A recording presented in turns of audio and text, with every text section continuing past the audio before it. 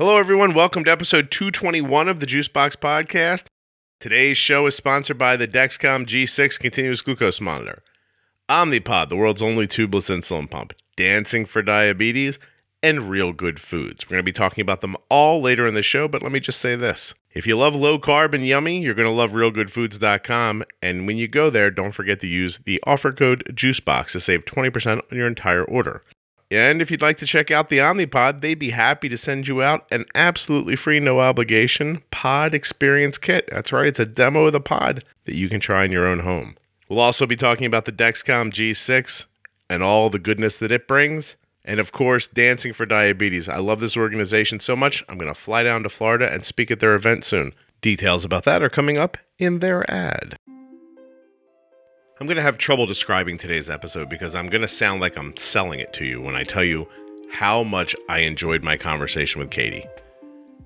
Katie was 14 years old and had diabetes for a year when we recorded this. It's, a few months later now, but she was just absolutely spectacular on the show. Honest, open, smart, witty.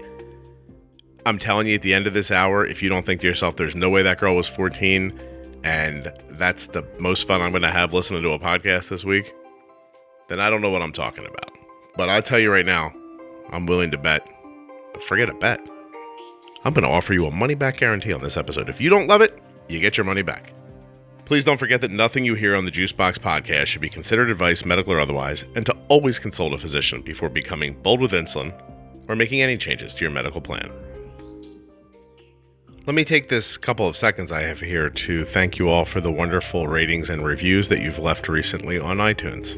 Not only do they mean a lot to me personally, but they help the show to be more searchable by people who are looking for type 1 diabetes podcasts. So thank you. My name is Katie Parks, and I'm 14 years old, and I got diagnosed about 1 year ago. Okay, Katie was diagnosed a year ago in 2017? Mm-hmm. Okay, and yeah. Do you use any kind of technology? Yeah, I have both an Omnipod and a Dexcom. Ah, perfect. Yep. So, well done. They're the best. See that? That's it, we're done. There's no ads in this one. Just listen to Katie, okay? But no, seriously, how did you figure out you had type 1? Was it like, did a doctor tell you? Did you get sick or what happened? It was actually pretty crazy. So, we were on a camping trip, and my friends were like, let's go on a 12-mile hike. And who are your friends, by the way, Katie? No, a friend doesn't say to you, let's go for a 12-mile hike. That's a person that doesn't like you. It was up a 14 or 2. Oh my God, I don't even know what that means. That sounds an incline? Yeah, it was on a mountain. Oh, I would never walk that far. Never walk that far. Never. Yeah.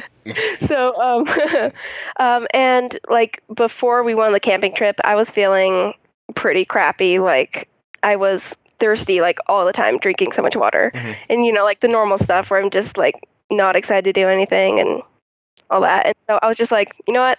I'm not going on the hike. It's not happening. And they thought that was a little weird. Because like I'm the kind of person who would go on that hike. Yeah, right. This is something you normally would have done. Yeah. And so they thought that was kind of weird. But since we were camping, like whenever I had to go to the bathroom, like we did have like this kind of porta potty thing, but like it was really far away. So I would have to there was a river, so we were tubing. So I would have to get out of the tube, walk all the way to the porta potty, to go to the bathroom. And I was doing it so often. I want everyone who's listening right now to acknowledge that they would have just peed in the river. And seriously, just everyone right now is in their car, they're doing their laundry, they're grocery shopping, and they're thinking, oh, what a sweet girl, I would have peed in the river. Very nice. You know what? There's nothing better than all of the disgustingness of a porta potty with all of the closeness of a 9-mile walk to get to it. So really, really not a good deal. So you're going back and forth during this trip, urinating constantly, not up to doing the things you would normally do. And then your friends left you alone and you smelled like sugar and a bear came after you? What happened next? No, so my dad finally figured out something's really wrong with me. So we had to drive 2 hours down to like our doctor's office. Mm-hmm. And they took a blood sample, and I was high. So over like 500 or 600. That kind of. Yeah. Did they take you right to the hospital, or how did they handle that? Yeah, they did. They drove me right to the hospital, and they got me hooked up to an IV, and then, yeah, by that time my mom came down, and I was only in the hospital for one night, so it wasn't like insanely bad, but... You're in Colorado, right? Yeah. So all the doctors are high, and they're just very relaxed. They're like, you just go home now. It's cool. You're fine. Yeah, everything's fine, Katie. No, thank goodness they didn't do that. Actually, up near Denver, we have this center. It's called the Barbara Davis Center, and it's a type 1 diabetes place. And so after I spent a night in the hospital, they sent us up to the center. For your education and stuff like that. Yeah, to get educated. Yeah. That's nice. That actually is really kind of cool. So it got you out of the hospital quicker, and it got you to more focused. Hey, if you live in the Orlando area, come out to the Dancing for Diabetes Touched by Type 1 event on May 18th. You will be able to hear me speak there live about being bold with insulin. Go to dancingfordiabetes.com. That's dancing, the number 4, diabetes.com, and look for the tab marked events. Just click on Touched by Type 1 for everything you need to know. And if you come out, please introduce yourself. I would love to meet you. Let me ask you this question, because you're at such an interesting spot, because you're 14, but as people are going to hear while you're speaking for the next hour, you're like 75 in your head. You're like an old soul. So I feel like it sometimes. Yeah. By the way, loosen up a little bit. But so what I'm saying is that you're going to have an interesting recollection of this from a child and a kind of an adult perspective. So what was it like, first of all, hearing what was your understanding initially when they were explaining this to you? Did you really have any perspective on what was being told to you? Well, at the beginning, so my grandpa has type 2 diabetes. Mm-hmm. So all I knew was that he had to take shots before he ate. And so that was like all I knew. So thinking you were going to start getting injections. Yeah. So right away. And I'm not afraid of needles, which thank goodness. So I was like, okay, I'm prepared. Just give me the shots. Yeah. But I didn't realize all the other stuff that had to be there's so much to it that you don't even know. Right. It just probably felt like back then it was probably there'll be this regimented thing, right before I eat, I'll do this thing and everything else. You didn't realize everything else that went with it at the time, which is exactly reasonable. How did you figure the rest out? What do you mean? Like when did it start hitting you? When did you go, wow, I have to count carbs and I have to wait, and when did the totality of it come into focus for you? Well, at the hospital, they kind of showed us how to count carbs. And so I was like, okay, I have to do this now. But then once we went up to the BDC, which is what we call the center, they were explaining, pricking your finger. Because I thought that was just something they did at the hospital. But, pricking your finger, the range and, the Lantus and the Humalog and all the... everything, and I was starting to get overwhelmed, but at the same time I was kind of just give me the stuff, I'll figure it out. Okay, so you had that kind of attitude. How were your parents? Were they holding it together? Were they crying in shifts? What did they do? I never saw either of them cry. Yeah, that's a thing you'll figure out when you get older. You go into a different room to cry when you have kids. But, yeah, I know they definitely did. But my dad was kind of with me at the beginning when I was at the hospital, and my friends who were still on the camping trip was saying that my mom was crying, when she first heard. They stayed on the camping trip? No, my mom was packing up with my sister. No, I meant the friends. Oh, yeah. I mean, I agree with what they did, but still, in the moment, it would have been nice. Where you live in Colorado, is that correct? Yeah. Mm-hmm. Okay. So you were on a mountain, but you were still within a couple hours of your home. Yeah. And the nice thing was they made me a card. Aww. And and they were kind of being like funny, like writing funny stuff on the card. And when I got in the hospital, I like didn't understand that they were trying to be funny. Like I was like, okay, like you think they were like being crappy to you? They were like, am I getting picked on for having diabetes or what's going on? I just didn't understand like what they were saying. I was like, why are you writing this? Maybe your blood sugar was high and you couldn't understand. That's fine. I get, listen, plus they're not you, Katie. You're a special child. You're talking to me like you're 93 years old, 47 years old, something like that. Maybe these are just regular, average 13-year-old kids. Do you, what's your schooling situation? So I'm in high school. You're high school age now. Okay. Mm-hmm. Public high school, private? Yeah, public high school, about 300 kids in my class. So small, definitely a small school then. No, we have like 1,000 kids in the school. I was going to say 300 in your class. Yeah. Okay. Yeah, just my class. Yeah. Okay. Yeah. So how do you manage? Well, I don't want to get to that yet. Let me slow down a little bit. Okay.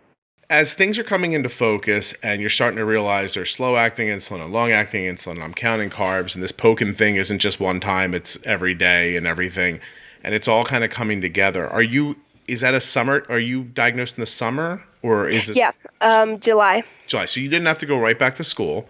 Right. I had a little bit. And what did you guys do? Did you like pretty much have like a diabetes boot camp at your house where you figured everything out and like tried to pull together some sort of a plan? So what they did is they taught us like the basics, and they sent us home, and they said, come back. I forget, it was like tomorrow or like the next day. Mm-hmm. And then we'll see how you did, and then we'll give you like the big rundown. So like talking to like a social worker, like it's a huge center, so we had like a lot of people. We had like a nutritionist and a social worker and like the endo. Yeah. It's almost like in one of those bad movies when someone gets a makeover and they go from like person to person, like station to station to station. Like, I'll cut your hair, I'll do your nails. Exactly like that. Let me fix your clothes. By the time you come out the other side, you're like, boom, new person. Yeah, exactly. So you popped out the other side and you were like, boo, this sucks. And yeah. I can't believe I have to do all this. Do you know anyone else that has type 1?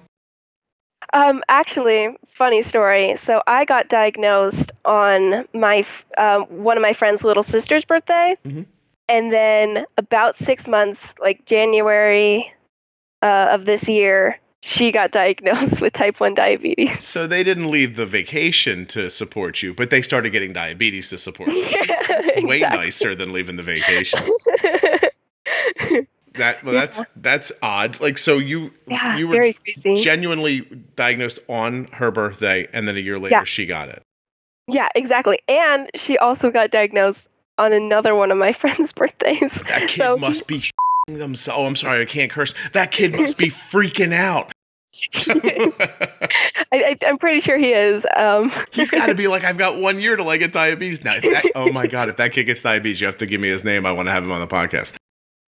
And also, it's possible you live in a magical place, but like backwards magic or something like cursed than magic. Yeah, you know what? Maybe you're more right. Maybe it's a curse situation.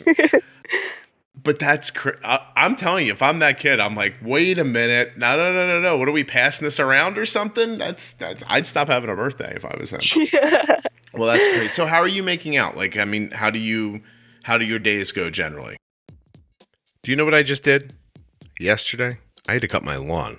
I feel like you know what that means. Summer is coming, and you want to be ready, don't you? You'd like to have a nice like pair of shorts on, or a little shirt. Maybe you got a nice flat belly you want to show somebody, right? You want to wear like a bippy top, right? Like a little something, like a halter. What do they call it in the 2000s? I'm only coming up with words from 1956 here. Anyway, you're going to want to wear a little less when it's warm outside, and you might want to hide your insulin pump. Well, you won't have to worry about that with the Omnipod, will you? Because there's no tubes and there's no controller strapped to you, so you can wear an Omnipod pretty much anywhere, and no one's going to be able to see it. Not if you don't want them to. But if you want them to see it, go for it. Slap it right on and be proud. I don't care how you wear it. All I'm telling you is that you have choice when it comes to Omnipod. You can be discreet, or you can be out and proud. It's up to you. You want to know what else is up to you with your Omnipod? How you take your insulin. Maybe you'd like to have a temporary basal increase or a temporary decrease. or an extended bolus. You've heard about those in the podcast, haven't you? Go back and listen to our bolusing episodes with Jenny Smith. You absolutely have the power to stretch out your bolus over time. Maybe to accommodate Chinese food or pizza, or something that gives you a stubborn high later from fats. Doesn't matter. It's up to you. You're completely in control. You're in control of where you wear your pump. You're in control of whether or not you want people to see your pump. And you're in control of your insulin and how you use it with the Omnipod. Now, let Omnipod send you a pod experience kit. It's absolutely free and there's no obligation. Go to myomnipod.com/juicebox and get going right now. Summer is coming. myomnipod.com/juicebox, or the links in your show notes, or at juiceboxpodcast.com. How do your days go generally? For school, since I have the Omnipod, it's pretty easy to just pull it out in the middle of class. Like if I'm, like I have my high alert at 140 and like my low alert at 70. Very nice. So it's pretty easy to just like pull it out, like give myself a bolus and then be fine. Right. Kind of bump it around and try to keep it. Yeah. And so that's your goal to 140. Are you mostly able to kind of keep it there? Yeah, mostly. School's been throwing me off a little bit, but I'm getting the hang of it now, so. Good for you. And do you think you're honeymooning still, or do you think that's over? I am actually not sure. So, actually, I'm part of a study that's trying to see if they can prolong or like maintain the honeymoon phase. Is that TrialNet? Yeah, Okay, yeah. Cool. So you're doing trial. That's excellent. Mm-hmm. And so right now, how much do you manage on your own? Are you do your parents still get involved? Like, do they see your CGM? Like, how do you guys do that part? I would say I'm 90% in control. Wow. I like to talk with my mom, like sometimes, like if I need to change like a basal rate or something, or change my ratio, because I'm still doing carb counting. It's really impressive. Yeah. Seriously, that's spectacular. Do you, if you don't want to, you don't have to, but are you having the outcomes that you're looking for? Is your A1C near where you were hoping for, or is it something you're working on? How do you see that stuff? Well, actually, just how long ago was it? Just like a few weeks ago, we had my A1C appointment, and my A1C before this appointment was 6.9. Right. And that was around when I started listening to the podcast, and then I had like the whole summer to kind of like get down on it, like get your listening in. I understand. Yeah. And so this most recent A1C appointment, my A1C was 5.8. Yo! Oh my God! Congratulations! Yeah, That's crazy. Good for you. Thank you. Now all those people before who were like, I would pee in the river. Now they're like, that kid is doing way better than me. But be happy for her. Listen, everybody, I mean this. I've been thinking about this a lot lately. When you hear somebody's A1C or you see their graphs and they're better than yours, that's just a reason to be hopeful. You should see what's happening to Katie and go, wow, so that's possible. I can do that. So let's tell people a little bit how you do it. You don't eat any food, right? You're staying alive on dust and exactly. dirt Yep. you found on the floor. And, yeah, exactly. And a Flintstones chewable vitamin and nothing else for the rest of the day. No. Yeah, I'm eating probably like a normal person. Like, yeah. What'd you have for breakfast today? I don't normally have a donut for breakfast. But my don't apologize for the donut. Go ahead. My grandparents are here, so they bring donuts and like treats for like breakfast, which is amazing. So I had a donut this morning. Cool. And you were able to keep it from spiking too much? Mm-hmm. Yeah. My line's actually like perfect. Yes, this is a good moment for you and a better one for me because I'm very excited for you. So I'm going to try not to be too excited. So Katie, who is 14 and is taking care of her own diabetes 90%, ate a donut for breakfast without a spike. And your A1C's, what was it again? 5.8? 5.8, yeah. Jeez, that's well done. Arden just got hers 3 days ago and she was 5.6. And yay! I will pass on your excitement. And it's funny because this was the toughest 3 months that we had in a while. And I still, had I not had the Clarity app with Dexcom, if somebody would have said to me, what do you think Arden's A1C is going to be for this, this snapshot, I would have thought like 6.5 for sure. Yeah, I use the Clarity app as well, and it's amazing. Like the information it tells you. It is really cool. I know. So useful. Yeah. So because I had the app, I kind of knew where her average blood sugar was and where I thought her A1C would come in. I guessed at 5.7 and ended up being 5.6. But it's climbed, and please, I don't want anybody mad at me. It's climbed steadily from 5.2 to 5.4 to 5.6 this year over the last the three quarters. And I just realized, like, she's growing, and she's, you're probably a very similar age. Like Arden turned 14 in July. I was in May. Okay, so oh my God, why is this happening, Katie? No. I just bumped my foot on the floor. It's not the end of the world. Everyone relax. It's fine. Basil, you can lay back down. It's okay, buddy. I genuinely just picked my foot up and tapped it on the floor, and the dog's like, "This is it." My dog used to be like that too.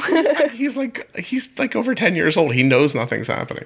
But anyway, so Arden, just started getting her period this year. I'm assuming you're somewhere in that space as well. And things started getting a little more difficult, and I'm starting to realize that, the good I was at diabetes last year was almost like it was on a different person. You know what I mean? Like, so now I'm adjusting onto who Arden is now, because she's made a pretty big shift. She's grown a lot. She's, she's a lady now, and she's, her life has changed, and I'm changing along with it. We're getting, we still see a couple spikes a day. Sometimes 150, 180. Today was not a particularly good spike. It went well over 200. We got it back down as quick as we could. But still a 5.6 without crazy lows. So you're not, I hope people understand, you're not trying to be perfect. You're just trying to, stay where you're trying to stay as frequently as possible. And when you get out of bounds, just get it back. So I want you to tell me a little bit about that. Like when you bolus, say you would have given yourself insulin for this donut this morning and it would have gone wrong. And by wrong, your blood sugar goes up. What would you have done next? I would have, once it hit 140, well, it would have depended on the arrow. Mm-hmm. If it was 140 with 2 arrows, I would have given myself, probably about 5 units. You would have just put more. Your mindset then would have been, wow, more insulin, a lot more insulin. Yeah, because I obviously didn't give myself enough, so I need more.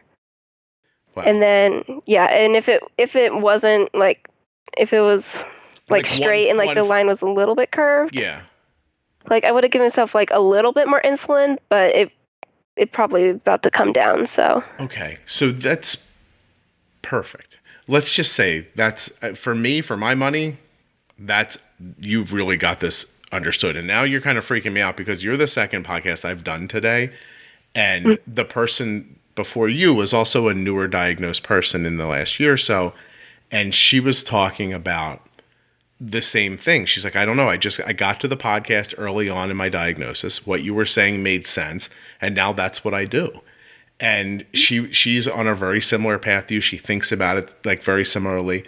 And I was just really blown away, to be perfectly honest. I was like, wow, I can't believe it affected somebody this quickly. But I think you're a great example of what I'm trying to explain to the larger community, which is that if you get to people early with good information, they don't have to go through a whole process of not understanding and blood sugars all over the place and not feeling well and having psychological problems with feeling like they're failing constantly and all that. That doesn't have to happen if you just give them good information up front. So, right, yeah. Right. And so it sounds like that's what's happening to you. I'm really interested in as much detail as you can say. What about the things we talk about on the podcast struck you and got you thinking the way you're thinking now? What about the things we talk about on the podcast struck you and got you thinking the way you're thinking now? I just remember listening and you talking about how Arden's parameters were at 130 and 70 or 80 or something. And I was like, whoa, because mine, like my high alarm was at 2:50. So I wasn't even getting notified. And so like immediately I closed my I closed my range, and like it was magic. Like it worked like amazingly. Like immediately I was doing so much better. Yeah, so I'm going to go into this deeper somewhere else, but I got this message on Instagram today or the other day, and a person said that they found the podcast and things are going great for them, and that one of the things they did when they lowered their high threshold, which just basically means like they've decided that they're going to react and do something sooner with a blood sugar that's going up, right?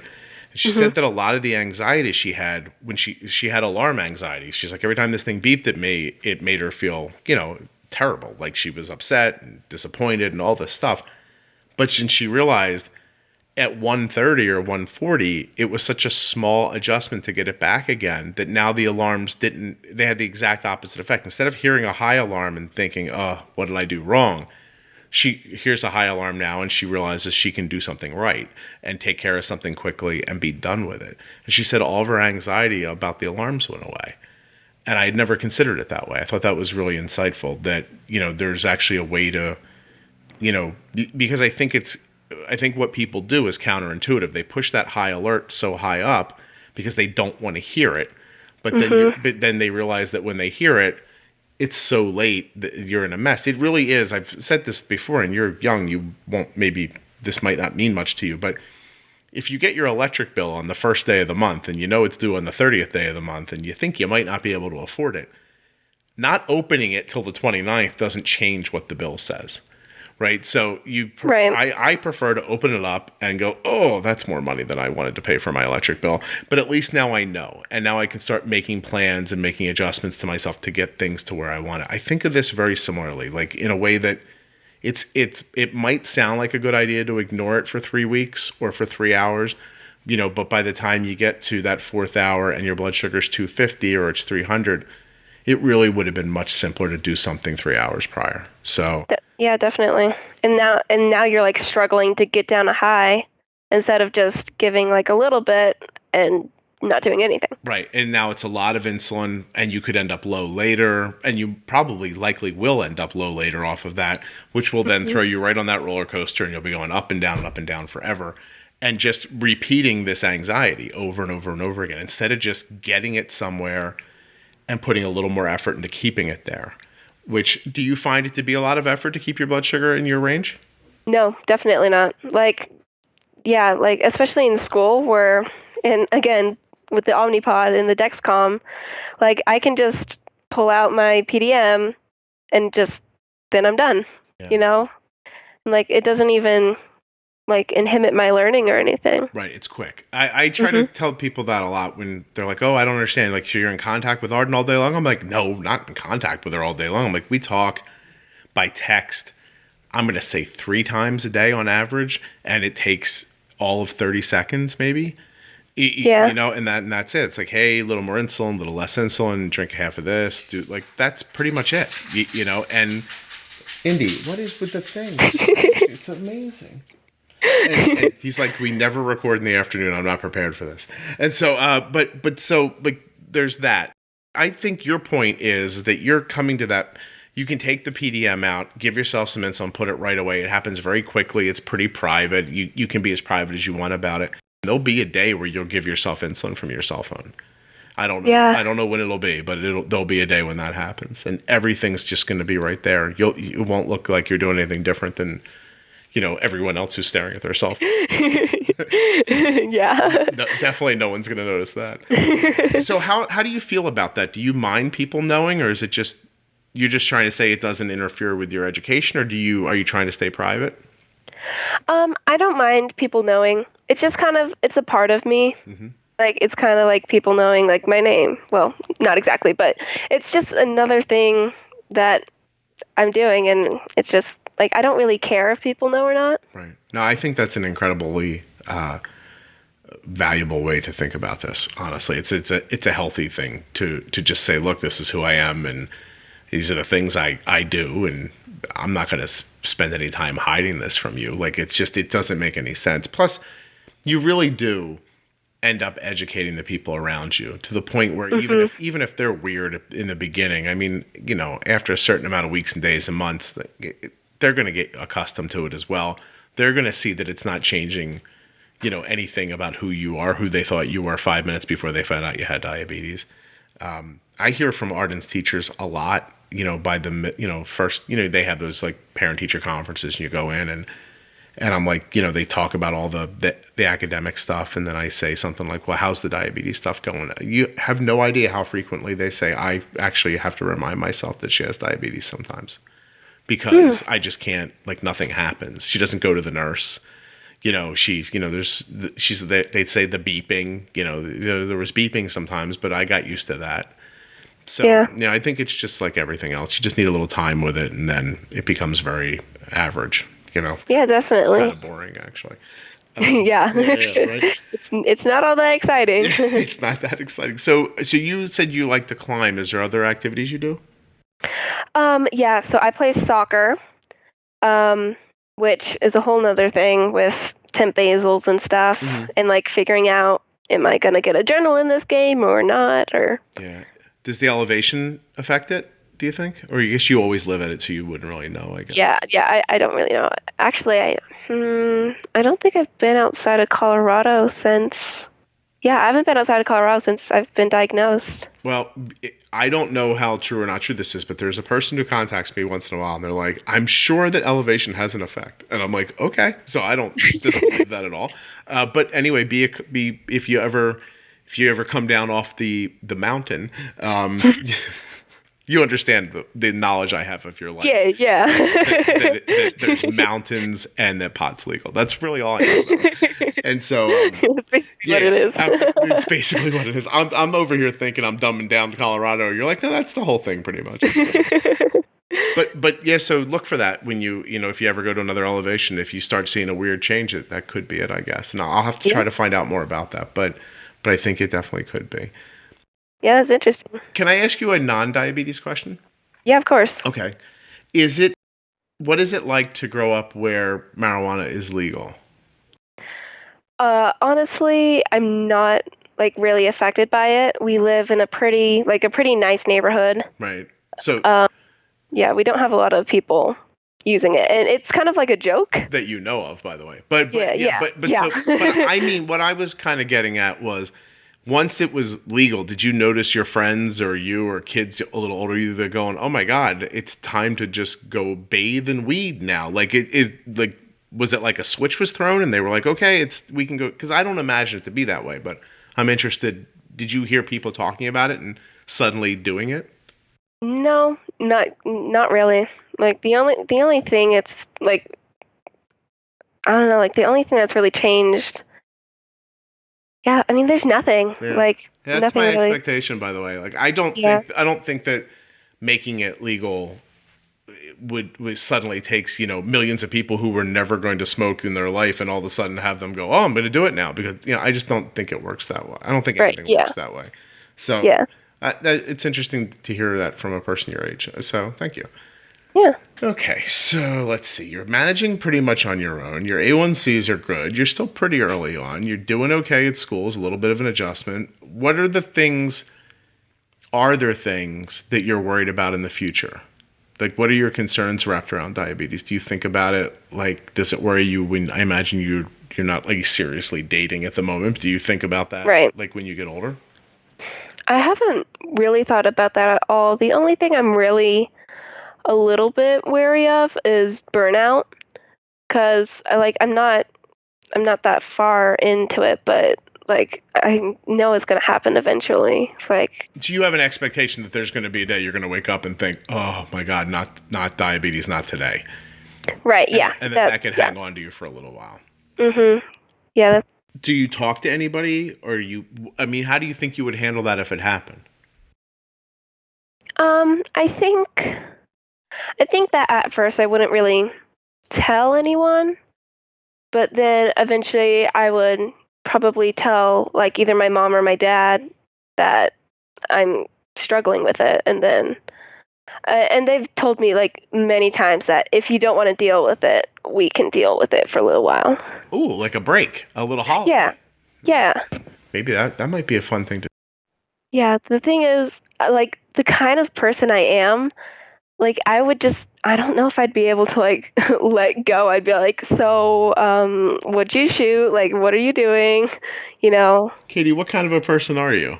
What did you mean by that? I'm definitely a perfectionist, which is kind of hard with this. But also, like, I like to be in control. So do you know, and this is weird because this is like a parenting moment for me, which I have no business doing with you, but I understand the idea of wanting to, like, having a perfectionist kind of attitude, and that it's probably really made difficult with diabetes. But you realize that every time something doesn't go the way you want it to, it really is just an opportunity for you to figure something out for next time. Like, please don't think of those things as mistakes or failures or anything like that.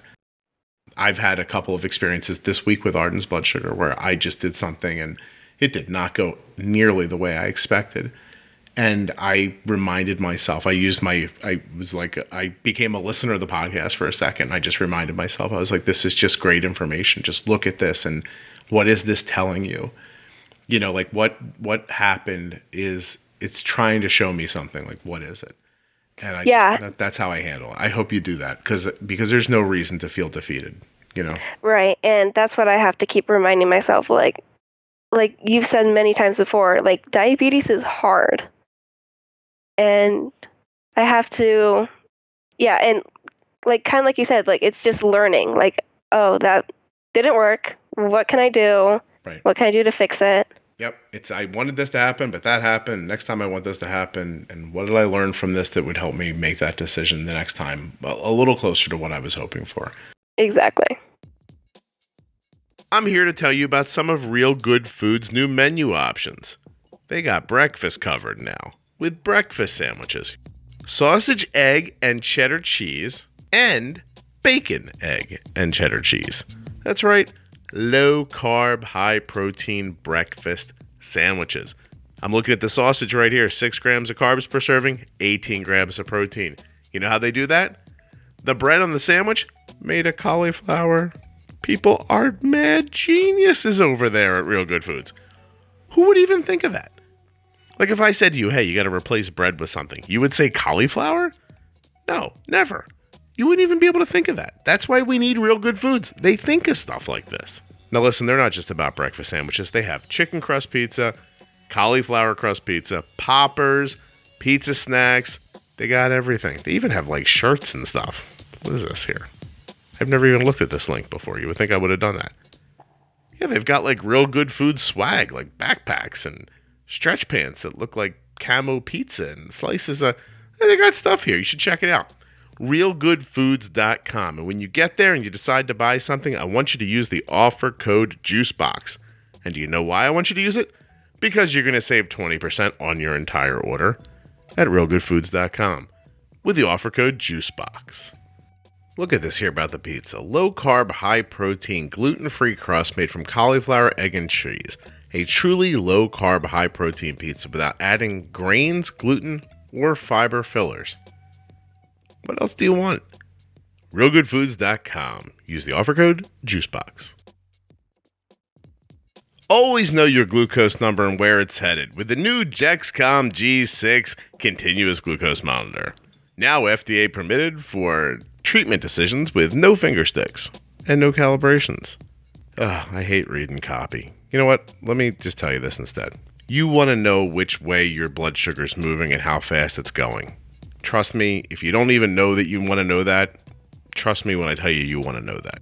We make decisions about diabetes treatments here based on the feedback we get from the Dexcom G6. I'm going to tell you right now, today's a great example, right? Arden's blood sugar was tough today. Really stuck in the high 180s, that area. And we pushed and pushed and pushed. I probably used twice as much insulin today as I would on a normal day. And you know why I was comfortable doing that? Why I was able to keep a 180 blood sugar when probably in any normal situation it would have been 300? I mean, why would I know I needed twice as much insulin today, right? Well, I could tell because I could see Arden's blood sugar. I could see it whenever I needed to.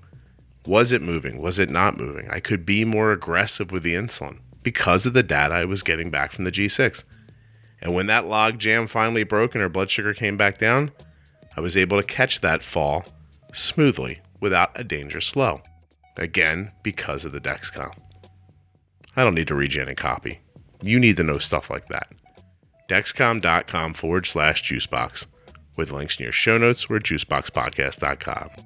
Of course, these are our results and yours may vary, but I've got a good feeling that if you can see your data, you can make good decisions too. Diabetes is it's variable. And so that to hold yourself accountable for taking variability out of something that has, naturally has variability in it is insane. It's like if I cut a tree down and then I stood you next to it and I was like, all right, right now I put a nice clean cut through it. So it's balanced, but you have to stay here. And if it starts to go, you stop it, because you couldn't do that. If the tree started to fall, you'd have to step back and go, okay, the tree's going to fall and let it go. Now there's a lot of things we can do to keep it balanced longer, but at some point, the variability is going to maybe get the best of you. And when that happens, you got to be okay with it, and you got to be able to roll with it and get it back as quickly as possible and keep going. Arden's graph the other day, I don't have it anymore. I wish I did. Just looked like an upside down, like the fake fangs you'd put in for Halloween. Like it was her blood sugar was like 85, 90, 85, 90, 85, 90, 85, 90, 220, back down to 85, 99, all the way across for like another 12 hours, then boom to 200, then back down again. It just looked like fangs, like upside down fangs. And as I looked at it, I thought, well, that stinks, but what did I do here? And it turns out, I think there's a misunderstanding between Arden and I about when her lunch starts at school. So I'm re-looking at her schedule. And so for most people who, you ever see, I don't know if you ever see parents online when it's back to school time and they've packed like 9,000, like they could keep 43 kids with diabetes alive for 75 days with the stuff they send to school. And they're writing down like, instructions and having them laminated and, forcing the bus driver to go to training, but the bus only drives the kid across the street. Like they're all like, it's back to school time. I do none of that. Our back to school prep is, you'd probably laugh, but our back to school prep is we go to the grocery store, buy a bunch of juice boxes, go to the school and put like 3 juice boxes in every class. And then that's it. Like we don't do anything else, and so because it's fluidity the whole way, like we'll figure out the schedule. I'll figure everything else out. But because we put no pre-planning into it whatsoever, I really thought Arden's lunch was at a certain time, and apparently it's like 10 minutes sooner than that. And so I was like a little confused, And so we're pre-bolusing it at the wrong time. And so I think that'll mess you up, right? Yeah, definitely. Right. So we just figured that out. So we're trying to, but it's to show you how kind of relaxed we are about it, that no one really quite knew. We were just like going along doing our thing. Right. And so I think that there can't be anything more important than staying flexible around the whole thing and just being ready to adjust and make decisions and see something happen and then do something. And I think that's really the only thing you can do. Yeah, definitely. Cool. And it's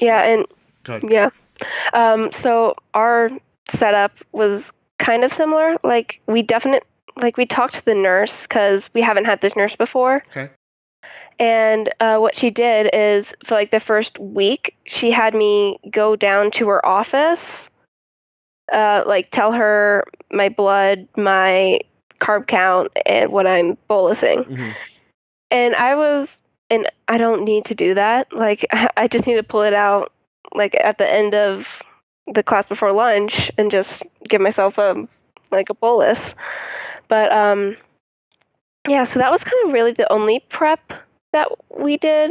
And do you have to still do that now, or has the school year gone? No, that they gave up on that. Yeah, after a week, I was like, "Can I be done?" And she's like, "Let me ask your mom." My mom was like, "Yes, she can be done." And so, wow, you're doing so well. Now you're doing really well. Did your friend who was diagnosed recently? Did they come to you for any kind of advice, or how did that go? Did you create like more of a bond over that, or have you not really spoken about it too much?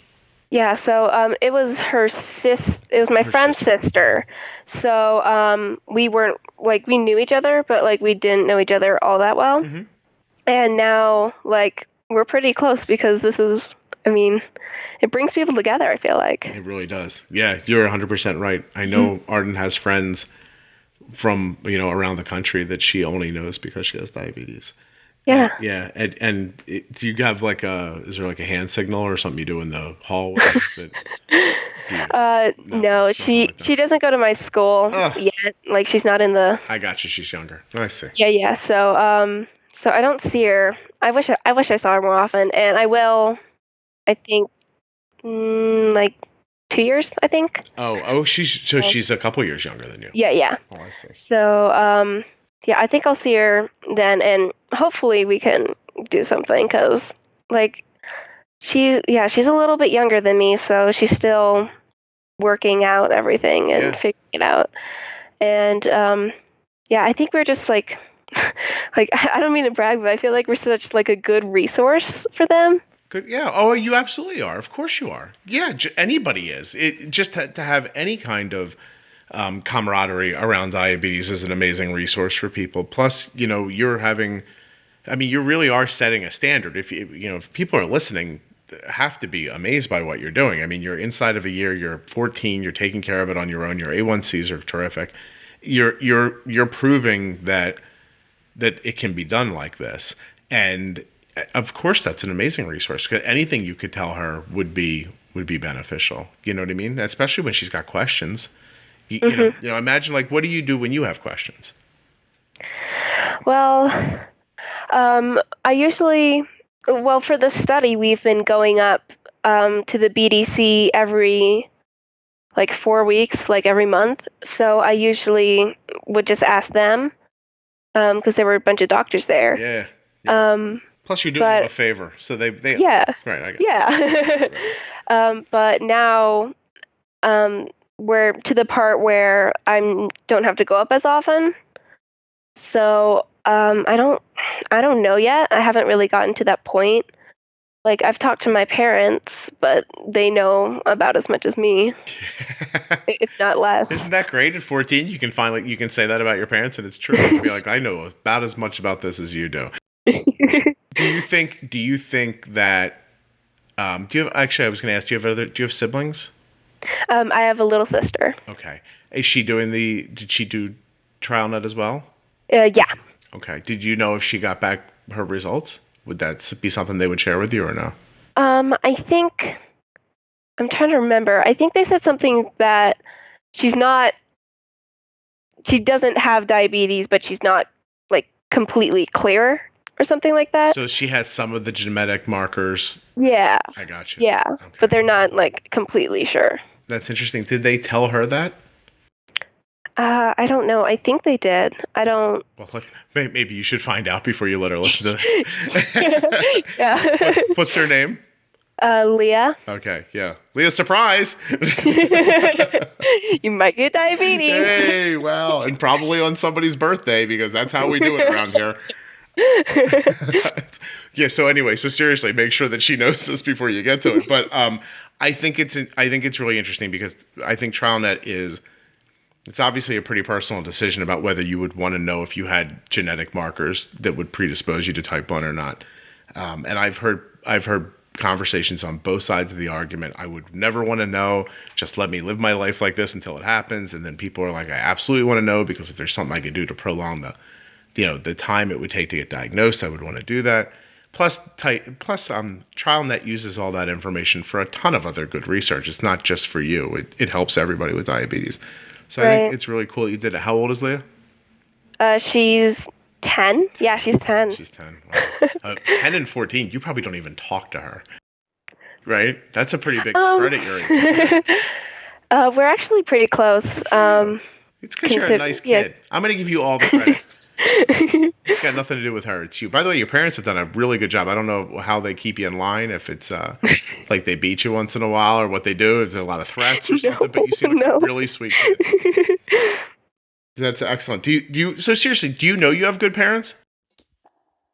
As soon as this podcast is over, I want you to go to dancingfordiabetes.com. That's dancing, the number 4 diabetes.com.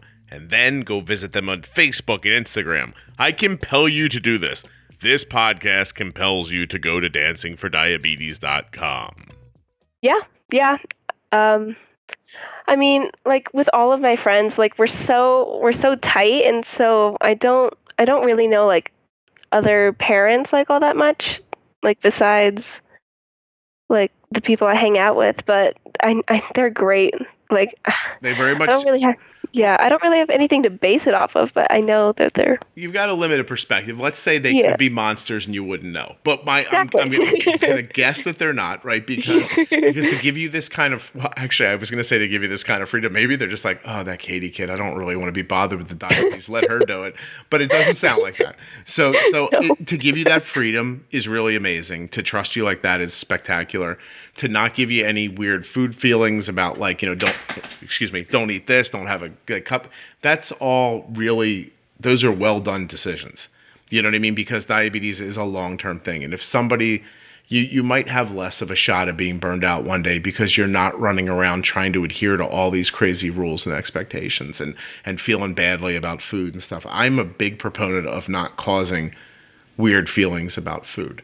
I sometimes I say what Arden had for lunch, and I'm sure some people hear that and they're like, maybe the kid should eat something healthy once in a while.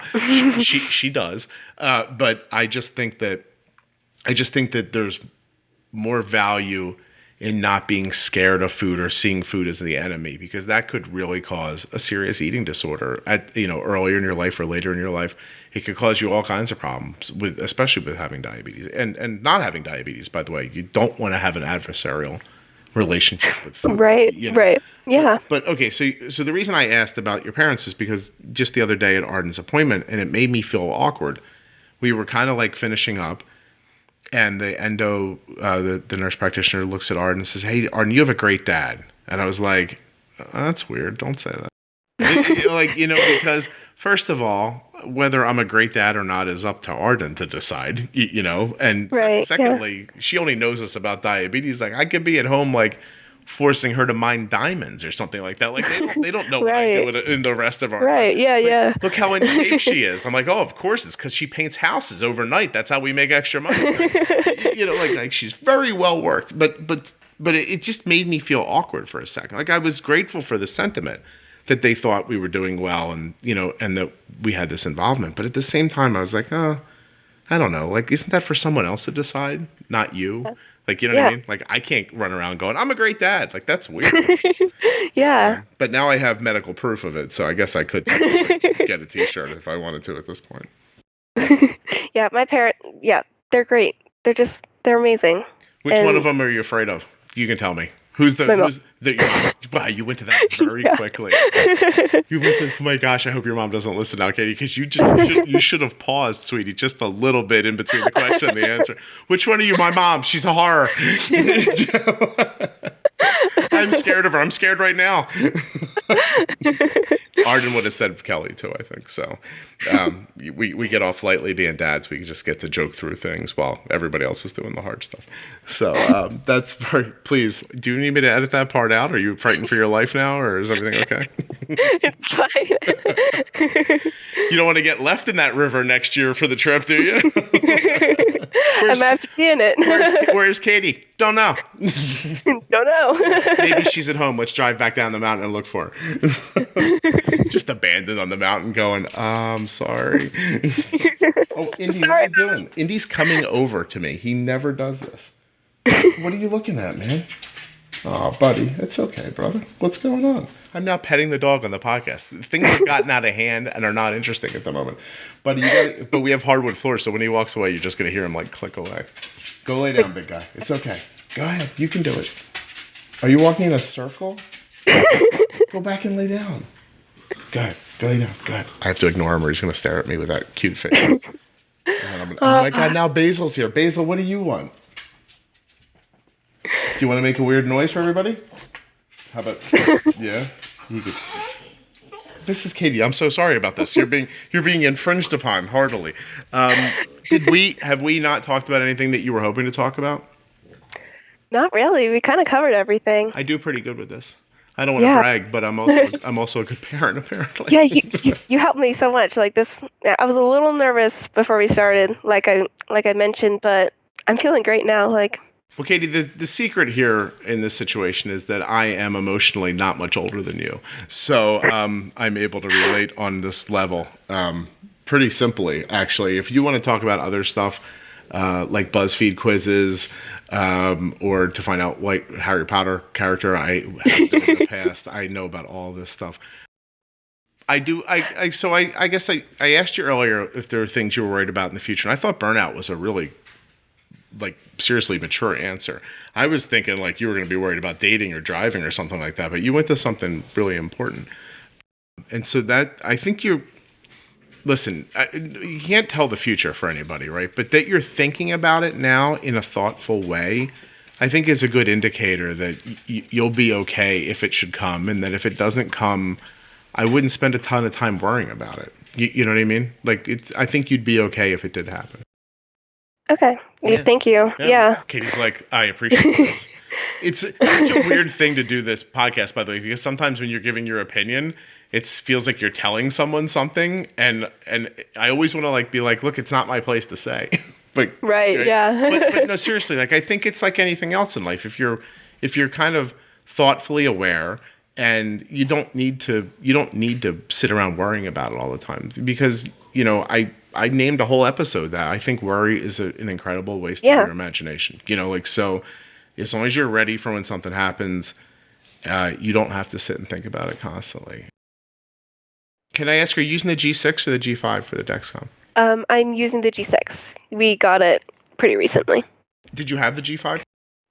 Yeah. So I started with the G5, pretty soon after diagnosis. We got the Dexcom right away. Well, actually, right after we got diagnosed. Okay, my mom loves listening to podcasts. Does she listen to this one? I think she does. Not as often as I do. I listen every week. First of all, thank you. And secondly, let's call this one Katie's Mom is Scary. I don't know if she'd like that or not. Oh, I don't think she would at all. I think that's why it's funny. But there's no better joy as an adult than to say something to a child who's not yours about their parents and put their parents in an awkward situation. It's one of my favorite things in the whole world to do. So I never get to do it on the podcast. I do like to sometimes, you'd be like a softball game with Arden or something like that, and a kid will be like, yeah, I just want to go here for lunch, and you'll hear the parent go, no, we can't. And I'll look at him, I'll be like, if your dad wasn't such a horrible person, I think he really would take you to that. And I think maybe if you just asked him like this and said this, and then I just look over at the dad and I'm just waving at him like, hi. I don't know why, I just enjoy causing problems for other parents. But we're clearly joking. Your mom's not a monster. Yeah, no, right. I love her. She's amazing. Well, yeah, you have to love her because she's so scary, because if you don't, I'm just kidding. I'm totally kidding. What is your mom's name? I'm sorry. Shal. We're just joking. I'm so sorry. Yeah. Your kid's got a great sense of humor for 14, so that's something good. By the way, Katie, you are sarcastic in a way I don't expect out of West Coast people, which is totally unfair of me to say. And are your parents from the East Coast originally, by any chance? My dad's from Florida. Uh-huh. That's my mom's Texas. Okay, so they can hang a little. They've taught you right. Yeah. There are some times when my children and I are having conversations that are only in sarcasm. And I think I do that with my friends all the time. Yeah, this is probably not healthy, I think, during the middle of them. We should probably say something real to each other and not just keep testing each other's ability to joke. But no, you are really it is hard for me to think that you're 14 while we're talking. So it's really cool to be able to have such a fun and thoughtful conversation with you at this age. It's really something. Can I ask you, do you ever have, since you can talk on a different level for your age, have you had any moments yet where you really, do you get sad ever? Do you ever think, wow, I really wish this wouldn't have happened to me? I do sometimes.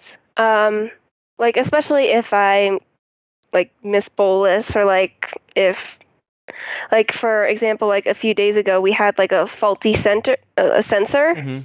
And my data was so spotty, so I would be at 60, it'd say I was at 60, and then I get no data, and then like 30 minutes later it'd be at like 200 something. And so I was getting really frustrated, and I was like, why do I have to deal with this? No, I've had Arden, when she was younger, a few times she would, I don't know if meltdown's the right word, but she would just be like, I can't believe this is my life. Like, I don't want this, you know. But it hasn't happened recently. And I just didn't, you're such a good person to ask. So when something goes a little out of your control, that's when it hits you a little harder. Yeah. Yeah. Definitely. That makes sense. It really does. I mean, I think you're doing really well, but I mean, to expect to never feel like that is unreasonable. I think it's, right. You know, it's obvious that things like this are going to come up. Wow. Well, you're really cool. I would trade Arden for you probably. So, don't say that. Why? I mean, I've already known her for like 14 years. Right? That's enough. Don't you think? I guess. So my son left when he was 18. He just up and went to college. Like, we didn't even count. He was like, see ya. I was like, what? That's it? You're like, bye. You know, so this kid really is only going to give us like 4 more years, and then she's out of here. So I could start over with you. It'd be nice. I don't ski, and I would never Katie, you would hate living with me. You'd be like, can we go skiing? And I'd say, no.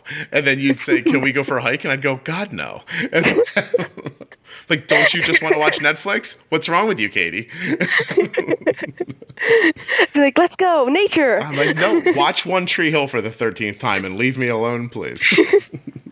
That's not completely fair, but I really don't want to climb up anything. Or come back down it really fast either. None of that makes a ton of sense to me, just so you know. But I'm glad it makes sense to you. How is it managing your blood sugar while you're like doing stuff like that, like skiing and hiking and those kind of things? Is it just you handle it mostly with temp basals? Yeah, temp basals are a big part of it. The biggest problem is adrenaline, and if I notice that my line is starting to head up, I'll usually just quit the temp basal, and that usually brings it back down. In worst case scenario, I just give myself like how you use juice boxes, I use Skittles. Nice. So like I just give myself enough for 5 Skittles to cover. Do you try to combine certain colors for a certain flavor, or do you not think about it? I don't know. If you don't have an immediate answer, you don't know. A little bit. Well, I try to... Like purple with yellow? No, I try to save, like, the colors. Like, I have an order that I eat the colors in. Uh-oh, Katie, we're going to have to get you to a psychiatrist. Is there something wrong? There's an order and there's colors? What's going on? Green first, then yellow. Seriously? Then orange, then purple, then red. Oh, I think your mom might want to be scared of you. Forget the vice versa thing. So you eat them in order? Like you eat all the greens first? Well, I eat all but one of the greens. Oh my I'm God. sounding crazy. You're not sounding crazy, Katie. You're crazy. But go ahead. I eat all but one of the greens, like all but one of the yellows, etc. And then I have like the 5 like colors at the end, and then I eat those like all at once. The colors of the rainbow. Yeah. Which is going to be that's going to be the title of the episode. I'm assuming, but that's wow. All right, listen, we only have a couple minutes left, but you're not like hopping over like cracks and sidewalks or anything like that, are you? No. Okay. All right. Is there any other weird stuff you do that we should maybe call a doctor about? Not that I could think of. Not that you're gonna. After you heard yourself saying the Skittles thing out loud, you were like, "Oh, I should have never said this." Right? Am I right? Yeah. Katie, you're my new best friend, even though we're like 40 years apart.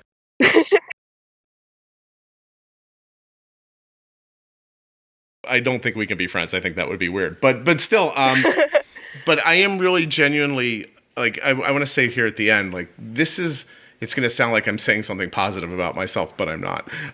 Although I might be. I am the greatest parent in the world, so whatever. I can do whatever I want.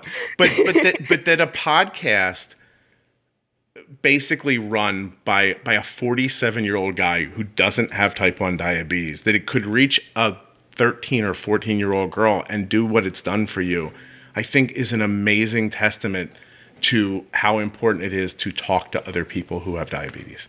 It's so amazing. And that's it. That's exactly it. Like, if you just like talk to other people, like, it helps you so much.